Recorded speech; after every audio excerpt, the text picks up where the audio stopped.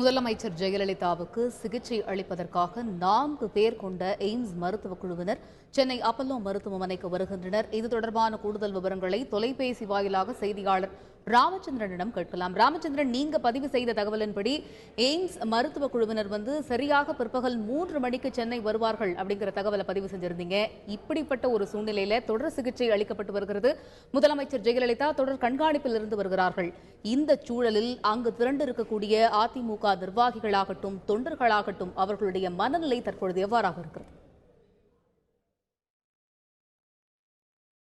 நிச்சயமாக நேற்று மாலை தமிழக முதலமைச்சர் ஜெயலலிதா அவருக்கு மாரடைப்பு ஏற்பட்டது என்ற ஒரு மருத்துவமனையோட அறிக்கை அதிமுக தொண்டர்கள் மற்றும் நிர்வாகிகளுக்கு பெரிய அதிர்ச்சியை ஏற்படுத்தியது. ஆனால் இன்று காலை நிலவரத்தை பொறுத்தவரை அவரது உடல் சீராக இருப்பதாகவும் அப்போலோ மருத்துவமனையைச் சேர்ந்த மூத்த மருத்துவ குழுவினர் அவருக்கு தொடர்ந்து தீவிர சிகிச்சை பிரிவில் சிகிச்சை அளிக்கப்பட்டு வரக்கூடிய செய்தி அவருக்கு சற்று ஆறுதலை ஏற்படுத்தி வருவதாகவும் அவர்கள் தரப்பில் சொல்கின்றனர். அது மட்டுமில்லாமல் அங்கு அப்போலோ மருத்துவமனையில் இருக்கக்கூடிய பிரதான நுழைவாயின் வலதுபுறத்தில் ஏராளமான பெண்கள் மற்றும் ஆண்கள் கூடியிருக்கதை நம்மால் பார்க்க முடிகிறது. அவருடைய நேரடியாகவே கேட்போம். சார், நீங்க சொல்லுங்க, இன்னைக்கு தமிழக முதலமைச்சரோட உடல்நிலை முன்னேற்றம் ஏற்பட்டிருக்கிறாங்க. மேலும் டெல்லியிலிருந்து ஒரு மருத்துவ குழு சிகிச்சை அளிக்க போறாங்கன்னு சொல்லியிருக்காங்க. இந்த நடவடிக்கையை, இந்த செயல்பாட்டை நீங்க எப்படி பாக்குறீங்க? தர்மத்தின் வாழ்தனை சூதுகவும் மீண்டும் தர்மம் வெல்லும். எங்க அம்மாவுக்கு திருஷ்டி 8 கோடி மக்களுடைய குடும்பங்களை தத்தெடுத்து 1.25 கோடி தொண்டனை தலைமை தாங்கிற இயக்கம் அதிமுக. கருவில் இருக்கிற குழந்தையிலிருந்து கல்லூரிக்கு போகிற குழந்தைகள் வரைக்கும் வாரி வழங்க வள்ளல் எங்கள் அட்சய பாத்திரம் புரிய அம்மா. இந்துக்கள், முஸ்லிம்கள், கிறிஸ்தவர்கள் இன்று 3 மாத்திரம் இன்றைக்கு எங்கள் அம்மா போர் நடைபெற்று வெளிவரும் என்று காத்துக் கொண்டிருக்கிறார்கள். எங்கள் அம்மாவுக்கு எதுவும் வராது. அன்று எம்ஜிஆர் எப்படி குருகுல மருத்துவம் படித்துக் கொண்டு தமிழ்நாட்டை ஆண்டாரோ அதே போல் அப்போது எங்கள் அம்மா மீண்டும் சின்ன சேலை கட்டி எம்ஜிஆராக வருவார் புரட்சி தலைவி. இந்த சின்ன குழந்தையிலிருந்து பெரியவரை எங்கள் அம்மா வர வேண்டும். அம்மா அம்மா என்கிற வார்த்தை இந்திய திருநாட்டிலே ஆந்திரா, கர்நாடகா மற்ற தேசம் எல்லாம் பார்க்கல் வைக்கத்தக்க அளவுக்கு ஆட்சி பொறுப்பை நடத்தி காட்டிய தலைவி எங்கள் அம்மா. எங்கள் அம்மாவுக்கு இப்போ வருகிற அறிக்கையெல்லாம் பார்க்கின்ற போது எங்கள் தங்கநகர் தலைவி சிங்கமாக வருகிற நாள் தான் எங்களுக்கு தீபாவளி, பொங்கல், கிறிஸ்துமஸ், ரம்ஜான். எங்கள் அம்மா 8 கோடி குடும்பத்திற்கு எங்கள் அம்மா கருவில் இருந்து காலணி வரை உண்ண உணவு ₹1 இட்லி வாங்கி தந்து இந்திய துணைக்கண்டத்தை புருவத்தை உயர்த்தி காட்டிய ஒப்பற்ற தலைவி எங்கள் அம்மா. அட்சய பாத்திரம் புரட்சி தலைவி வெகு விரைவில் வருவார். நாங்கள் எல்லா வல்ல இறைவனை பிரார்த்திக் கொண்டு அப்போ வந்திருக்கிறோம். ஆமா, நீங்க சொல்லுங்க, ஏன் அழுகுறீங்க? இப்ப தமிழக முதலமைச்சர் உடல்நிலை முன்னேற்றம் ஏற்பட்டிருக்காங்க. அம்மா நல்லா இருப்பாங்க. எதுவுமே இல்லைங்க, நாங்க கும்புற தெய்வம் நல்லா வருவாங்க. திருப்பி அம்மா எங்களெல்லாம் வழி நடத்தி கொண்டு போவாங்க. அம்மாவுக்கு எதுவும் ஆகாது. நாங்க நல்லா தைரியமா தான் இருக்கோம்.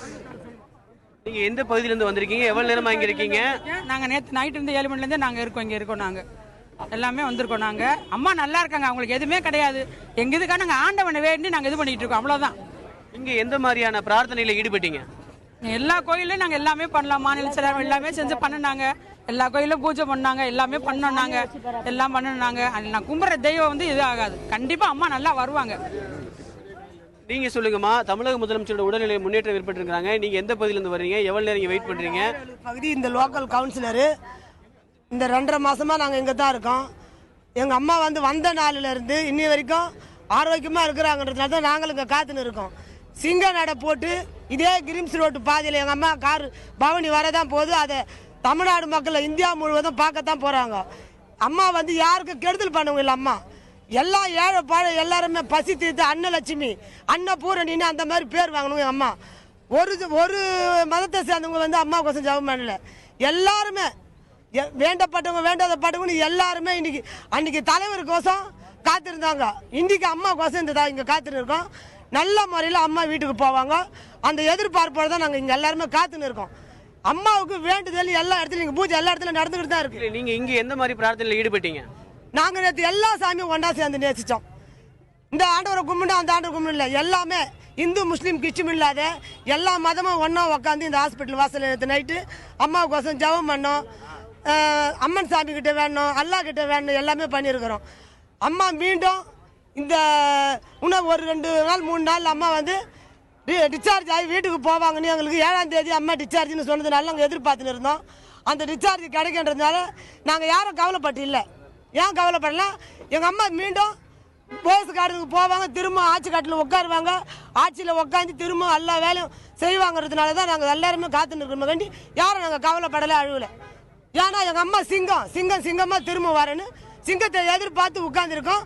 புரட்சி தலைவி, தங்க தலைவி, சிங்க தலைவி, புரட்சி தலைவி, தங்க தலைவி, வீர தலைவி, புரட்சி தலைவி.